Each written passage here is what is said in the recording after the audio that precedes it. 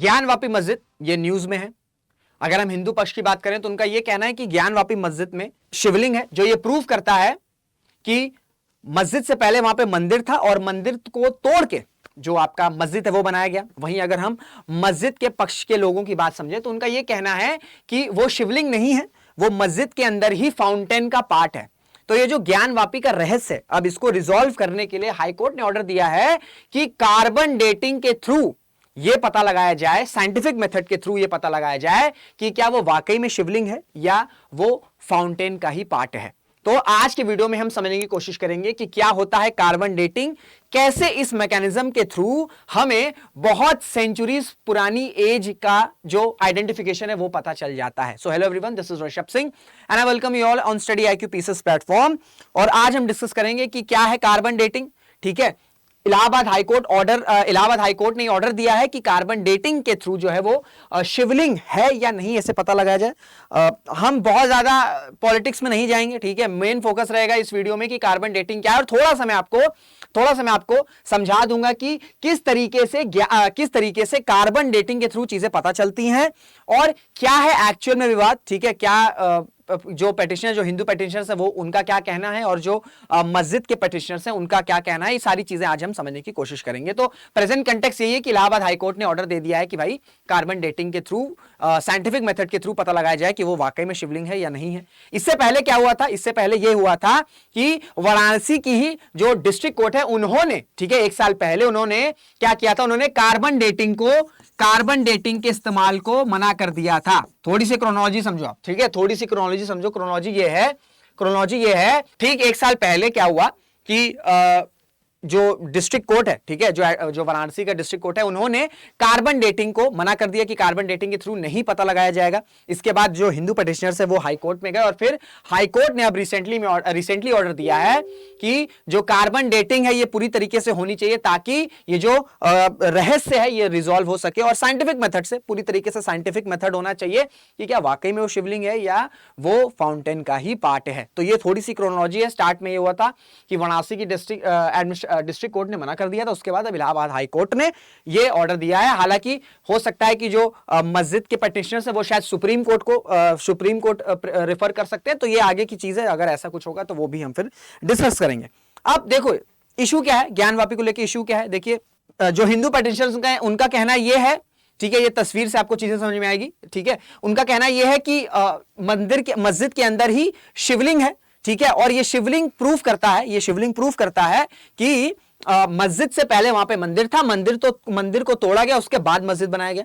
जो आपके मस्जिद के पेटिशनर्स हैं, जो मस्जिद के पक्ष में, उनका ये कहना है कि ये शिवलिंग नहीं है, ठीक है, इट्स नॉट अ शिवलिंग, ये शिवलिंग नहीं है, ये मस्जिद के अंदर ही फाउंटेन है, ठीक है, मस्जिद के अंदर ही फाउंटेन है और इसी फाउंटेन का पार्ट है ये, ठीक है, इसी फाउंटेन का पार्ट है ये। तो मोटी मोटी जो कंट्रोवर्सी है वो यही है, बहुत ज्यादा डिटेल में नहीं जाना आपको, ये थोड़ा सा इंफॉर्मेशन आपको देना था मैं।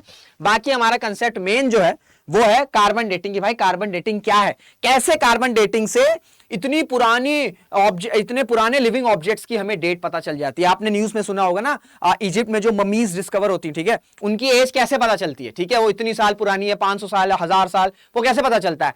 वो पता चलता है थ्रू कार्बन डेटिंग। अब कार्बन डेटिंग है वो आपका लिविंग ऑर्गेनिजम्स के लिए होता है सिर्फ, इसको ध्यान रखना। आपके एग्जाम में स्टेटमेंट आ जाएगा प्रिलिम्स में, carbon dating is applicable for all living organism. बिल्कुल सही है, carbon dating is applicable to living organism as well as non living organism. ये स्टेटमेंट गलत है, it is only applicable for living organism. तो आपके दिमाग में क्वेश्चन आ रहा होगा कि अच्छा, अगर कार्बन डेटिंग मेथड सिर्फ लिविंग ऑर्गेनिजम्स के लिए ही है तो किस तरह से रॉक, क्योंकि अगर हम बात कर रहे हैं ज्ञानवापी में, ठीक है, तो ये तो रॉक का पार्ट है, तो इसमें कैसे एज डिटेक्ट की जाएगी, इसको भी हम आगे समझेंगे। पहले आप कार्बन डेटिंग क्या है इसको समझ लो। देखिए, कार्बन डेटिंग में लिविंग ऑर्गेनिज्म की बात करें, चाहे मनुष्य हो, ह्यूमंस हो, इंसान हो, चाहे आपके प्लांट्स हो, एनिमल्स हो, सभी की जो डेट है, ठीक है, जो लाइफ है, जो डेट है, वो आपकी डिटेक्ट हो सकती है। अब होता क्या है, होता यह है कि जब हम जिंदा रहते हैं तो हम एटमॉस्फेयर में जो कार्बन होता है उसे इमिट करते हैं, ठीक है, और उसमें मेनली अगर हम एटमॉस्फेयर की बात करें तो इसमें मेनली आपका C12 ठीक है, C12 और C14, ठीक है, इनका मोटा मोटा जो प्रोपोर्शन है होता है आपका प्रेजेंट होता है। जो C12 और जो C14 है ये आपके आइसोटोप्स है कार्बन के, ठीक है। ये स्टेटमेंट भी आ सकता है कि C12 and C14 are the isotopes of carbon, so it is pretty much true statement, ठीक है, ये सही स्टेटमेंट है। सो C12 और C14 आइसोटोप्स हैं कार्बन के, तो इनका जो प्रेजेंस है एटमॉस्फेयर में काफी ज्यादा रहता है, ठीक ठाक अमाउंट पर रहते हैं। जब हम जीवित रहते हैं तो हम भी ऑब्वियसली बात है हमारा इंटरैक्शन होता है एटमॉस्फेयर से, हमारा इंटरैक्शन होता है एटमॉस्फेयर से, और जब हम इंटरैक्ट करते हैं एटमॉस्फेयर से तो हम भी वो कार्बन जो है वो अपने अंदर इमिट करते हैं। पर जब हमारी मृत्यु हो जाती है, ठीक है, हमारी जब मृत्यु हो जाती है तो ऑब्वियसली बात है हम जो है वो अब इंटरैक्शन नहीं कर सकते भाई, अब हम जीवित हैं नहीं। पर क्या होता है कि जो C12 और जो C14 है ये आपकी बॉडी में रहता है। C12 जो है, C12 तो अगर हम बात करें ये आपकी बॉडी में स्टेबल रहता है, ठीक है। आप जब भी आपकी मृत्यु हुई हो, जब भी कार्बन डेटिंग के थ्रू अगर किसी भी लिविंग ऑर्गेनिज्म की डेट जो है या जो एज है वो फाइंड की जाएगी तो इसमें C12 तो स्टेबल रहता है, ठीक है। C12 स्टेबल रहता है, यानी कि जब किसी भी लिविंग ऑर्गेनिज्म की जब जान गई है, जो उस वक्त C12 का प्रोपोर्शन था वही सेम प्रोपोर्शन जब भी होगा तो वही सेम प्रोपोर्शन रहेगा। पर जो C14 है, ये जो C14 है ये आपका समय के साथ घटता चला जाता है, और इसी वजह से जब हमें किसी भी ऑब्जेक्ट या किसी भी लिविंग ऑर्गेनिज्म की एज डिटेक्ट करनी रहती है तो हम ये C12 तो स्टेबल है आपका, C14 का हम प्रोपोर्शन जो है वो पता चलता है, और फिर C12 और C14 के रेशियो से, ठीक है, C12 और C14 के रेशियो के थ्रू, इनकी मदद के थ्रू हम किसी भी लिविंग ऑर्गेनिज्म की एज को, या वो कितना पुराना है, ठीक है, 500 साल पुराना, 1000 साल पुराना, उसे हम डिटेक्ट करते हैं। एग्जाम्पल के तौर पे आपने देखा होगा कि इजिप्ट में मम्मीज का डिस्कवर होता है, ठीक है, वो पूरा वो कॉफन रहता है, ठीक है, कॉफन जो रहता है उसमें वो डिस्कवर होता है, उनकी एज पता चलती है कि ये 500 साल पुरानी, 1000 साल पुरानी और पता नहीं कितनी साल पुरानी है। तो वो कैसे पता चलता है, वो C12 C14 के रेशियो की मदद से ही आपका डिटेक्ट होता है। तो ये तो हो गया आपका कार्बन डेटिंग हो गया आपका लिविंग ऑर्गेनिजम्स के लिए। पर अगर हम ज्ञानवापी की बात करें, स्पेसिफिकली अगर हम ज्ञानवापी की बात करें तो यहां तो रॉक की बात हो रही ना भाई, यहां पे तो रॉक की एज फाइंड करनी है, तो यहां पे तो आपका कार्बन डेटिंग नहीं काम आएगा, क्योंकि कार्बन डेटिंग जो है आपका ये फॉर लिविंग ऑर्गेनिज्म है। तो यहां पे कौन सा मेथड यूज होगा, यहां पे आपका मेथड यूज होगा radiometric dating methods. Important statement for your prelims, radiometric dating method और कार्बन डेटिंग मेथड, ठीक है, ये क्या दोनों ही आपके नॉन लिविंग ऑर्गेनिज्म की एज डिटेक्ट करने के लिए काम आते हैं। स्टेटमेंट आ जाएगा, आप कहोगे नहीं कार्बन डेटिंग नहीं, ओनली रेडियोमेट्रिक डेटिंग मेथड्स। इससे क्या होता है कि जितने भी आपके half lifes of billion of years हैं, इससे हमें जितने भी नॉन लिविंग ऑर्गेनिजम्स हैं उनकी हमें क्लू लगता है कि कितनी एज हो सकती है।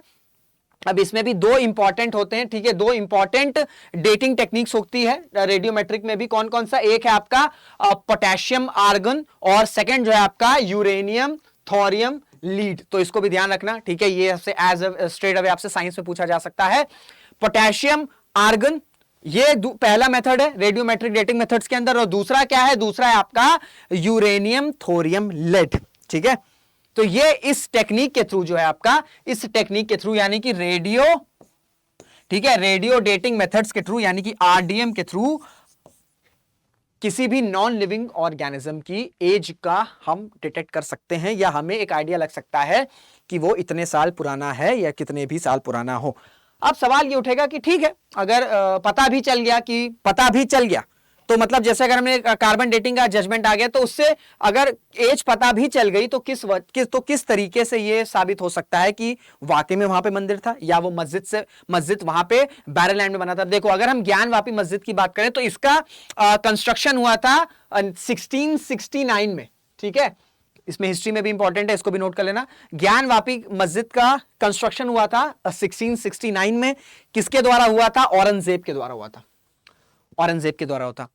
अब देखो, जो आपका रेडियो, ठीक है, जो आपका कार्बन डेटिंग है, अगर उससे यह पता चल गया कि ये जो रॉक की एज है, अगर हमने जो आर्कियोलॉजिकल सर्वे ऑफ इंडिया है उन्होंने रेडियोमेट्रिक डेटिंग मेथड से यह पता लगाया कि ये जो रॉक है, ठीक है, जो रॉक है ये आपका 1669 से पहले से वहां पर है, 1669 से पहले से वहां पर है। तो ऑब्वियस सी बात है ये हो सकता है कि हाँ, ऑब्वियस सी बात है, यहां पे मस्जिद से पहले क्या था, यहां पे मस्जिद से पहले मंदिर था।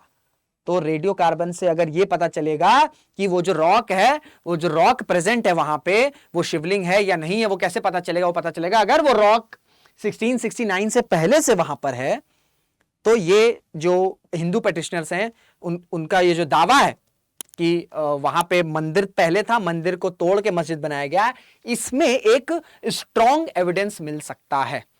पर यह इतना आसान नहीं है, ठीक है। अगर हम बात करें रेडियो मैट्रिक डेटिंग मेथड्स की, अब देखिए बात यह है कि ये जो ऑब्जेक्टिव है, ठीक है, इसमें ये जो रॉक है, इसको हम कुछ छेड़छाड़ नहीं कर सकते। इसके स्ट्रक्चर को कोई भी जो आर्कियोलॉजिकल सर्वे ऑफ इंडिया है ये कुछ भी डैमेज नहीं कर सकता है, ठीक है, कुछ भी डैमेज नहीं कर सकता है। कौन सा एक्ट रोकता है? प्लेसेस ऑफ वर्शिप एक्ट 1991, ठीक है। प्लेसेस ऑफ वर्शिप एक्ट 1991 क्या कहता है? प्लेसेस ऑफ वर्शिप एक्ट 1991 ये कहता है कि आजादी के बाद से जितने भी रिलीजियस स्ट्रक्चर्स हैं उसमें कोई भी बदलाव नहीं किया जाएगा। कोई मंदिर है तो वो मंदिर ही रहेगा, कोई मस्जिद है तो मस्जिद ही रहेगा। ऐसा क्यों हुआ था?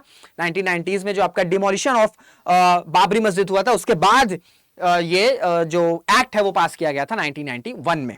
तो इस वजह से जो आर्कियोलॉजिकल सर्वे ऑफ इंडिया की टीम है ये इस स्ट्रक्चर को कुछ भी छेड़छाड़ नहीं कर सकती है, कुछ भी छेड़छाड़ नहीं कर सकती है। सो इस वजह से ये जो इस रॉक की एज डिटेक्ट करना इतना आसान नहीं होगा, काफी ज्यादा प्रॉब्लम्स आएगी।